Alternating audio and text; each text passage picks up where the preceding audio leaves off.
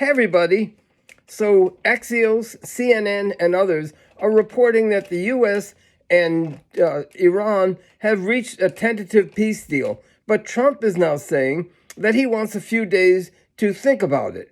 That is completely outside the norms of bourgeois diplomacy. Under normal diplomacy, the heads of state will assign negotiators who then are authorized within certain boundaries to reach an agreement. But in this case, along the way, they will repeatedly consult with their boss, the head of state, as far as how the negotiations are going. But in this case, the negotiators that Trump has chosen, who are two greedy amateurs, Kushner and Witkoff, and one complete sycophant, the Secretary of State Rubio, have reached a deal. They must have consulted with Trump along the way. So the meaning of what Trump is saying, that he wants to think about it, the meaning is this, that Trump, having no overall guiding political philosophy, has only one guiding light, and that is what will serve his personal interests best.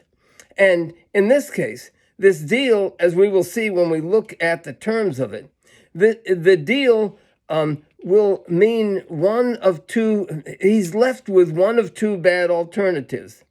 Either to continue the war, which means continue high gas prices, which will weaken his own position and weaken the position of his cult followers in the upcoming November elections, or agree to a deal that basically leaves Iran in an even better position than it was when Trump started out this war, and will make Trump look weak, and people will say, well, what did he start it in the first place for?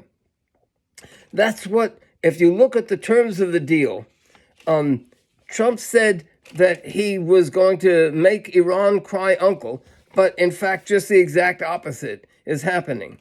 Iran must be laughing up its sleeve at Trump. But they also were saying that they want, their supreme leader is saying that he wants a few days to think about it, which only means that they don't want to seem too eager. Iran is at a tremendous advantage over the United States in this because they have a government and a leadership that is guided by how they see the best interests of Iran.